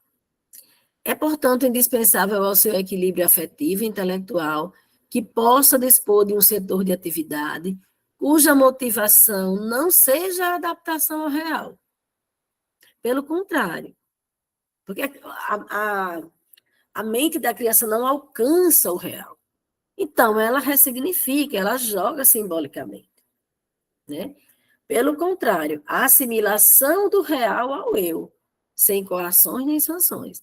Quem aqui nunca comeu no restaurante de mentirinha feita pelo filho, pelo aluno, ou é um pedaço de bolo, e você cansa de comer o bolo falso, né, ali, mas a criança ela está num jogo simbólico que aquela roda do carrinho virou um doce, virou um bolo, virou um brownie, virou um donut, virou alguma coisa que virou comida, né?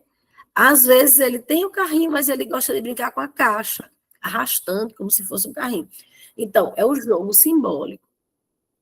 Aí aqui, né, não é, não, por que não é a B então, professora?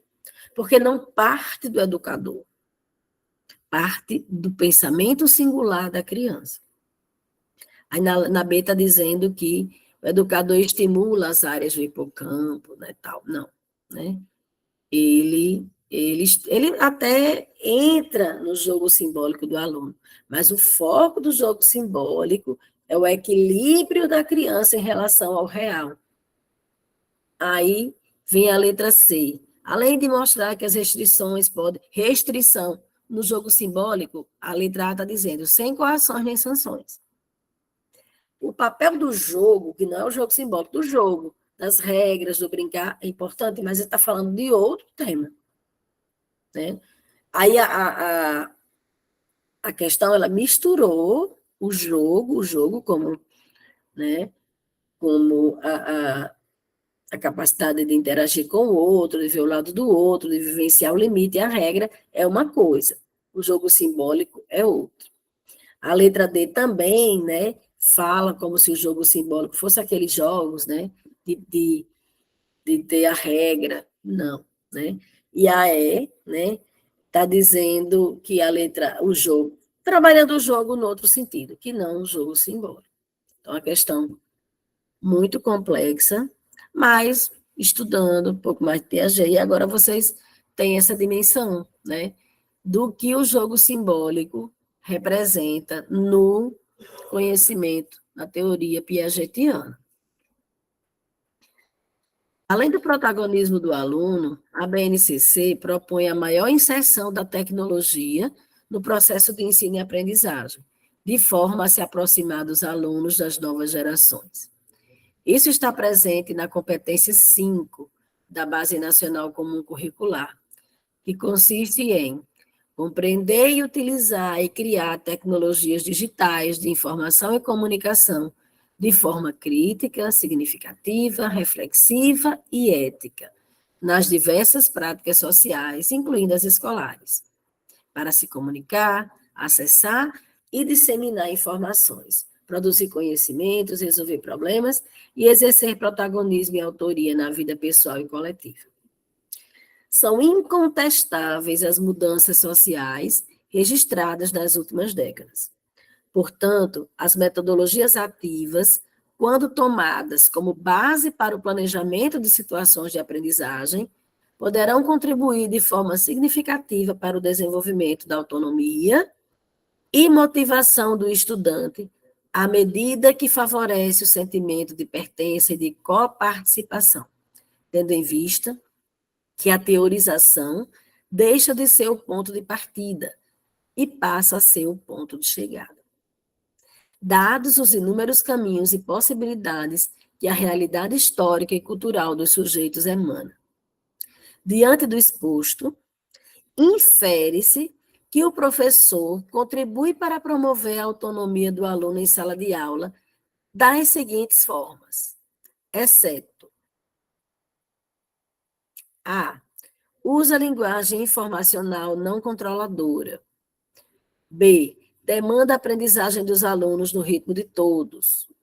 C. Nutre os recursos motivacionais internos dos seus alunos. D. Reconhece e aceita as expressões dos sentimentos negativos dos alunos. A, B, C ou D. Descubra o que a questão está pedindo, né? E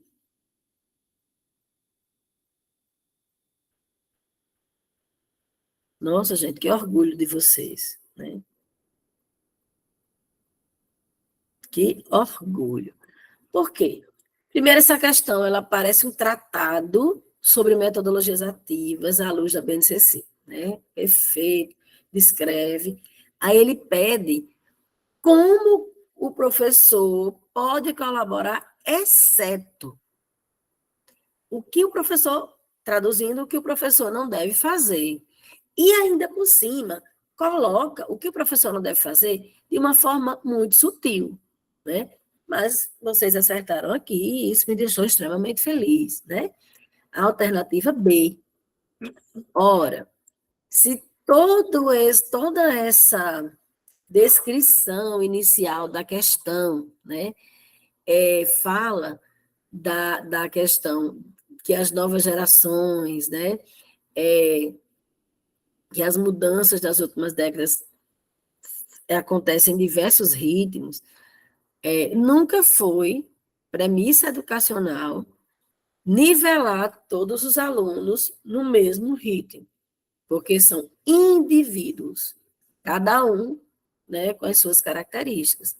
Então, usar a linguagem da informação não controladora é o desejado.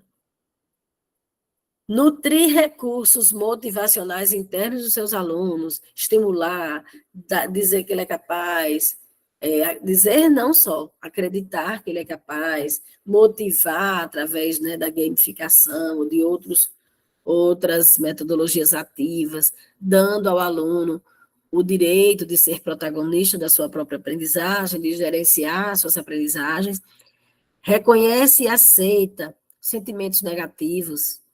Todo mundo não precisa estar feliz e satisfeito e concordando com tudo.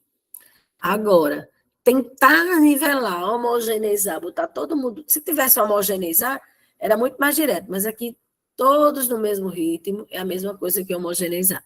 E não é o que é esperado em educação. É isso, pessoal. 36. Parabéns, né? A chegada da BNCC às escolas públicas e privadas trouxe mudanças nas escolas, tanto para as práticas em sala de aula, quanto para os materiais didáticos, preparação dos docentes e gestão das instituições de ensino em todo o país. A partir de 2019, o documento já passou a valer para as etapas da educação infantil e do ensino fundamental. O ensino fundamental é caracterizado por ser a etapa mais longa da educação básica, 9 anos. Durante essa fase, os alunos passam por muitas mudanças relacionadas ao seu desenvolvimento físico, emocional, social, à sua capacidade cognitiva e à sua rotina dentro e fora da escola. Sobre a BNCC, no ensino fundamental, assinale a afirmativa incorreta. A partir da implementação da BNCC, toda criança deverá estar plenamente alfabetizada até o fim do 3º ano. B.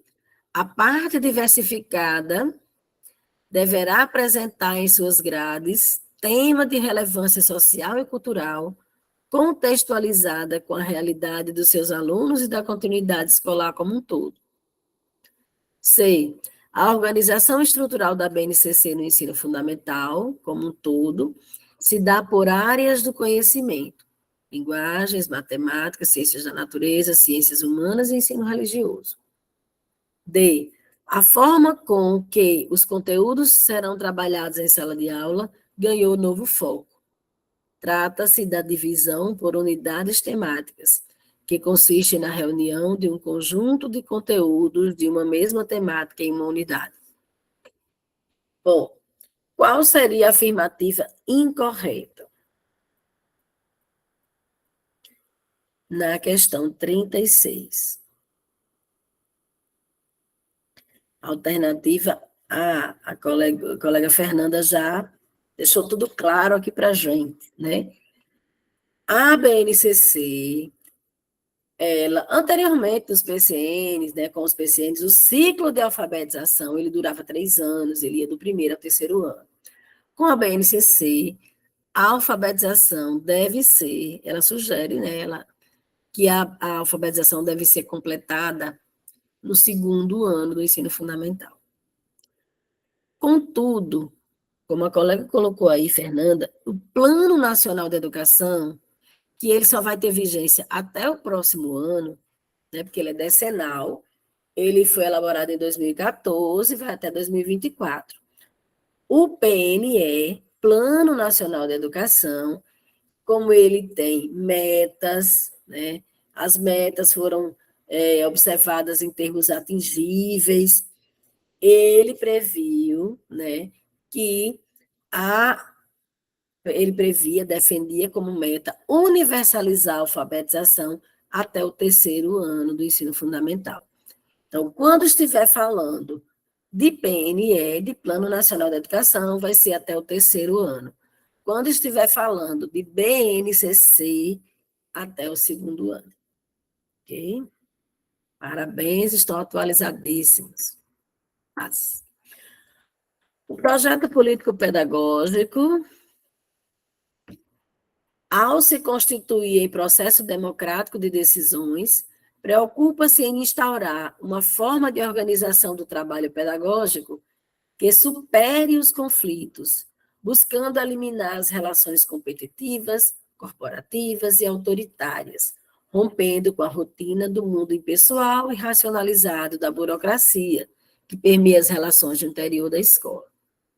Ilma Passos Veiga, né? 98. O PPP é constituído de 3 partes que se integram para traçar o projeto da escola: marco situacional, marco conceitual e marco operacional. Considerando o exposto, bem como o marco operacional, assinale a alternativa correta. A. Parte do estudo da realidade escolar, constituindo-se a identidade institucional da escola, o que possibilita identificar e estabelecer práticas pedagógicas coerentes com essa identidade. B. Compreende o planejamento das ações a serem tomadas pela comunidade escolar para efetivar o projeto de escola. Trata-se de um processo contínuo de conhecimento e análise da realidade escolar em busca da solução de problemas no propósito de tomada de decisões. C. Trata da observação atenta e criteriosa da comunidade escolar, do conhecimento das concepções que subsidiam o entendimento da sua realidade. Essa análise deve valorizar a pluralidade cultural, o respeito às diferenças de gênero, raça, etnia e orientação sexual, que são elementos constitutivos do território educacional em que a escola está localizada. D. Trata das concepções e fundamentos teóricos nos quais a escola se pauta para atender a sua função social, na qual relaciona-se o seu contexto com concepções e pressupostos teóricos que mais se aproximam da realidade da sua comunidade escolar e das necessidades da escola pública, a fim de definir as ações a serem desenvolvidas no cotidiano escolar, bem como as projetadas como referência para o futuro. Bom, dos 3 marcos, operacional, situacional e conceitual, ele está perguntando sobre o operacional. A questão está querendo saber bem como o marco operacional assinale a afirmativa correta. Qual das afirmativas descreve mais perfeitamente o marco operacional?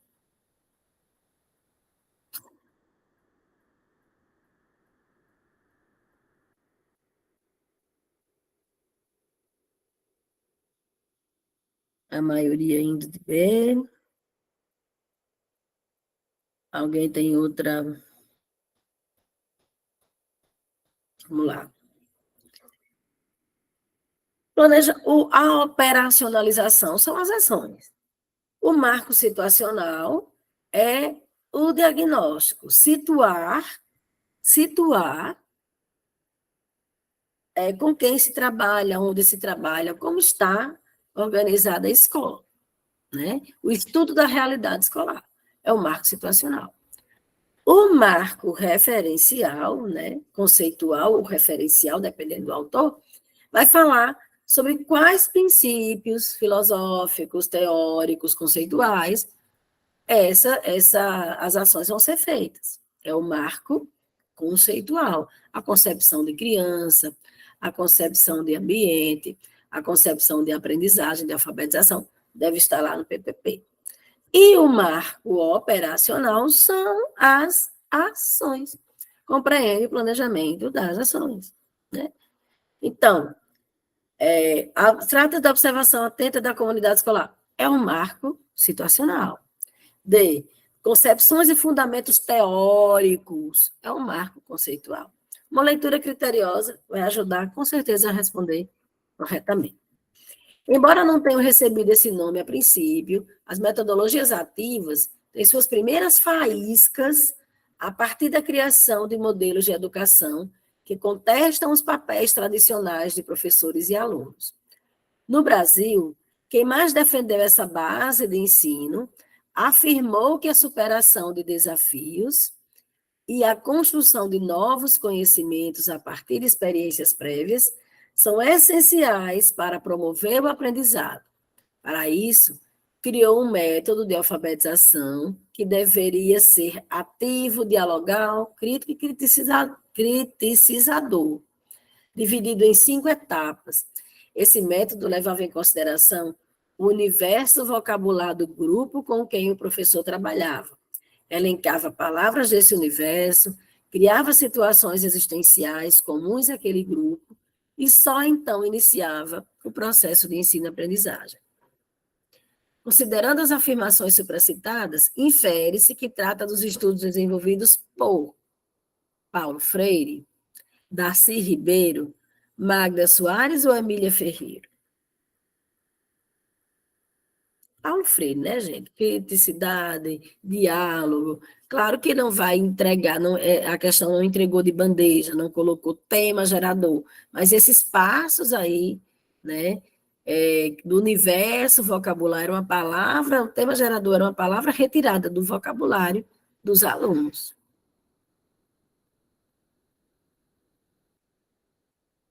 Dá tempo para uma última questão.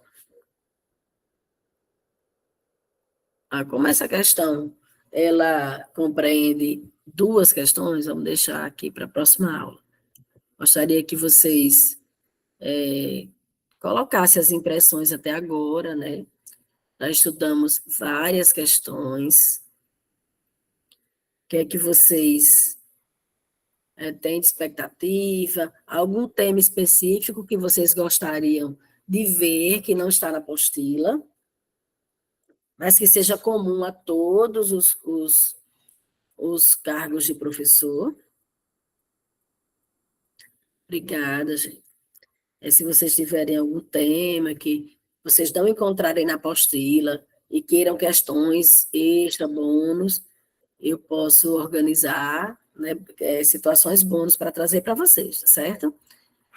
Agradeço demais a participação qualitativa de vocês. Espero, né, que vocês continuem no processo, não desanimem. Vamos lá, o concurso vai sair, vocês vão conquistar a tão sonhada vaga. Beijo no coração de todos e todas, né? E até a próxima aula.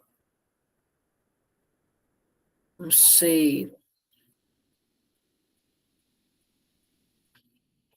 Até, querido.